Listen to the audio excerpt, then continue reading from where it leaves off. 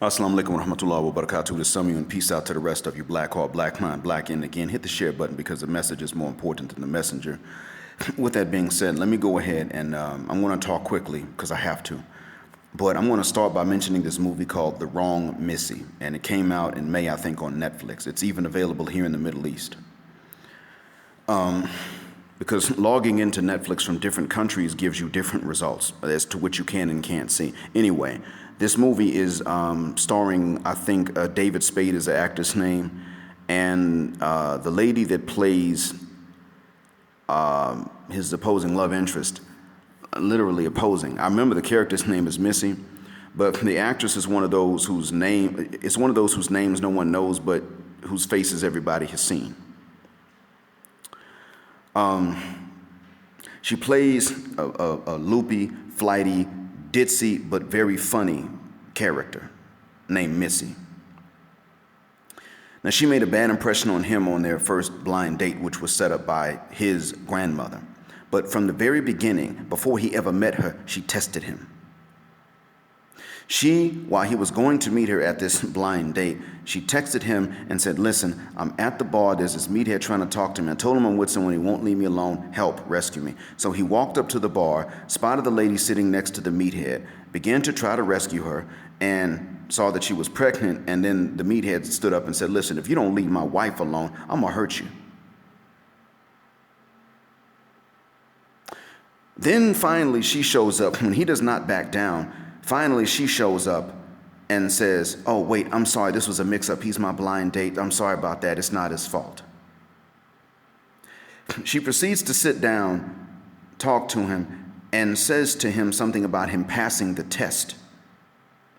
And said he showed that she said to him, "Yeah, you passed the test." "What test?" "That test back there. You showed that you had some testicles." Now, what I'm saying here is this, gentlemen, whether you are Muslim like me and you're living in the West and you want to marry a Muslima and you're not trying to go the fornication route, or whether you're a non-Muslim and you just want to date and smash, or whatever the case is, in the West, you're going to go through these crazy tests. And I want to give a shout out to Jay Cash for bringing up something very important, and T.I. also brought this up too, and I'm going to tie this in together. Gentlemen, you're the one that has to go through the forest and the maze and all this crazy stuff. It's you. It's not her. You're the one that has to go through all of this. If you want to go the marriage route in the West or even in the East, you're going to be financially scrutinized by the father, maybe the father and brothers, maybe the father and uncle. Some male is going to scrutinize you, and they should, but most likely they'll scrutinize you for the wrong reasons. If you go into the East, the male relatives will scrutinize you for reasons that are more superficial than your average Western Muslim male would do. However, many of the Western Muslimas are going to really apply materialistic standards, especially if they're anything to look at, usually. The point I'm making is that at some point you got a maze you got to go through. Not her, you. And you, in many cases, especially in a Western context, will be tested because she's looking for reasons to not like you. When you like her, you don't go looking to test and find reasons to dislike her. You may at the most test her because you're going to be tested and you want to make sure of certain things that are important, but you're not looking for reasons to not like her, and you don't keep testing her time and time again just to eliminate her. She tests you to eliminate you, and that's when she likes you. She still tests you to eliminate you. The sad thing is that as a man, you are human with limits. You can have all the courage and the testicles to pass the test, but you are still a man. And at some point, she will stop testing your bravery and resolve, which are under your control, and she will test your limits, which are not under your control, because she can. The ones that don't do this in the West are usually the ones that either they don't have options or they don't know they have them. I understand why there are men that go out there now and try to tear down a woman's view of herself. I get why they do it. I don't agree with it. I just know what the reasoning is. Because women, in order for a man to get the behavior that is needed to keep a relationship going, while the woman also has the looks to keep it going or to keep him attracted, she has to be gorgeous and think she's not. That's what has to happen. It's not right. It's just necessary. And when the men do this, I say they're wrong for playing the game. However, it is something that the women have necessitated. Because they're going to test you looking for, when they like you, looking for reasons to not like you. Now, T.I. said it best. They want men with options. And J. Cash said it again. They want men with options. It is very true. I've seen it. J. Cash has seen it. Most of us men have seen it. Women tend to want the same guy at the same time. And if you have been both select and non-select, you were select and non-select to most women at the same time. End of story. You don't need to apologize for your perception. You saw what happened. You're not crazy, gentlemen. It was right there in front of you. That's what it was. You don't blame yourself for that. Moving forward, I'm going to point out to you this, gentlemen. Because you're the one that has to go through all of this. This is why I'm going to say to you certain things that are going to agree with what women are going to tell you. However, I'm going to tell you in a different way and for different reasons. In my last uploading, I said that men and women must find a balanced path, which means you don't only do the right things, but you do them for the right reasons. Now, where the rights of others are concerned, law and the force of law are necessary to make people do the right things for whatever reason, good or bad, or rather to cover a reason for those who won't do the right thing for the right reason. In other words, where your property is concerned, theft must be punishable by force and confinement, so that if people won't not steal because it ain't theirs, then they will not steal because they won't get to enjoy it anyway, and they're going to be in prison. But some things can't be policed and enforced by cops in the courts. I get that. Women's taste are one of them. And this is where you got to come in. You have the right to your preferences. She has the right to hers. But see, your preferences are the ones that are always under attack, and you're the one always being told by them that even two things that aren't even mutually exclusive, you cannot look at. You can look and expect to come within the same woman, while they sit up and say to you that you must bring things that are actually mutually exclusive to appeal to them. You must be young and in shape and also have the money of an older man. Them two don't go together except for a few very lucky men. They're saying to you, you must have that. And you don't have the right to try to not have that.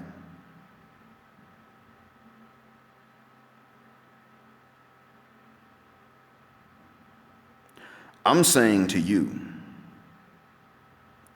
that really the only way to win this is to not play, but the only way to healthily not play without a lot of stress is to lower your libido.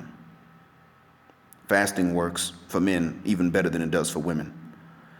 Also, certain psychological things help. When you're inclined to a lady that's not good for you, or let's say you're a Muslim and she's not your wife, and there are no more concubines right now at least, then remember the part of her that stinks. Just smelling something bad will lower it. Believe you me. But you will have to find a way to lower the libido, and it's sad because naturally speaking, you were supposed to find the right one and be with her, but they just, in the West, they're not going to allow that. Even in the East, they still want men to have more.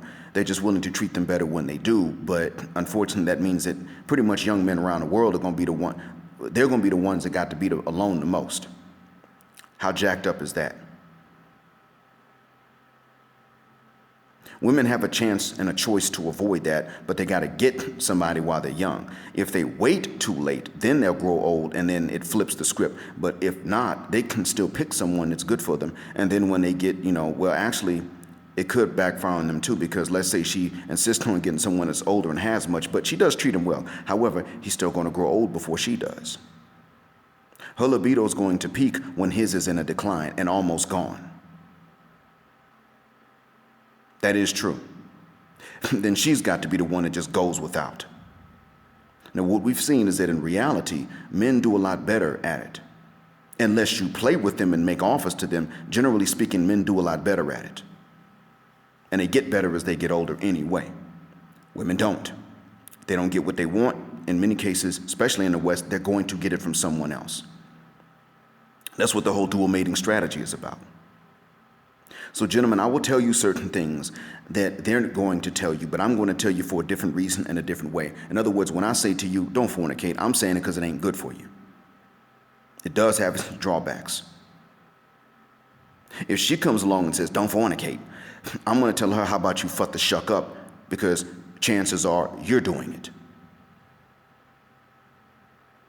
She's not telling you that because God don't want you to do it and because God supplied a better option. She's telling you that because she wants to emasculate you. Even though women want masculinity, they still want to emasculate men. They're the only gender. They're the only, a matter of fact, human females are the only ones that actually try to eliminate what they want from being considered what they want. They try to prove that what they want isn't really what they want in the first place. They're the only ones trying to do that. When you realize that what you want is not what they are, then you'll come to understand that what you want really does not exist because they've insisted on it not existing. And then, of course, your libido drops anyway. In stages, but it does happen. That's a realization that does take care of it. The understanding that what you've been looking for doesn't really exist out. It's just depicted on TV, but it's not really out there. Whereas you can be what's good for them, but the reason that what they want doesn't exist is because what they want is impossible. The reason that what you want does not exist is because they've just simply sat back and said, we're not going to rise to that bare minimum standard, even though we're going to hold you to more. When you come to understand this, then you begin to realize that you can learn from them. You just can't learn from them the way they want you to.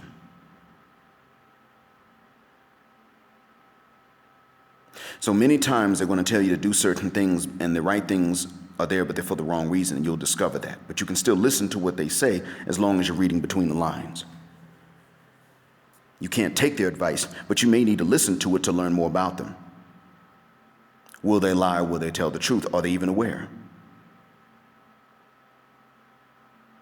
But gentlemen, the important thing you must understand, and the reason I'm tying all of this together, is that, you see, they wind up chasing the same few men. And this right here proves part of what I have said about Islam being the solution for our community. Really for communities in general, but for ours. Polygyny is not something that men insist upon in many cases being practiced. See, men will usually insist that polygyny be legalized. Women insist that it be practiced, just not in a marriage, but rather in an adulterous situation. However, the existence of it in one form or another is guaranteed by the women, not by the men, because they're only going to chase after the same few men. And they're going to turn around and say, well, why do these men that are married and committed go along with these other women? Well, in a nutshell, it doesn't. There are a lot of men that women want that won't cheat, but they're still going to cheat with the ones that will cheat. There will always be some man or woman that will cheat. The difference is that there are only a few of the men that will cheat and women actually want them, but then they'll just all cheat with those few men. Or they will be the ones with whom he cheats. Even women that cheat are sitting up and picking and choosing with whom they will cheat, whereas when the men will cheat, they will choose and pick, but they're not out there just trying to eliminate the women. That's the difference. It comes down to this. But yet and still, you see, they are looking, they demand polygyny. And we have the solution to that between the two extremes of complete licentiousness and the other one of outright celibacy, which means a lifelong commitment to abstinence. Abstinence is temporary, but a lifelong commitment to it becomes celibacy. And between those two extremes, we've got the middle ground. You are allowed to marry. You're allowed to marry when you're young. You're allowed to marry when you're broke. You're allowed to marry. The women will say you can't marry when you're broke. Not really. Poor people are allowed to marry. You're allowed to marry.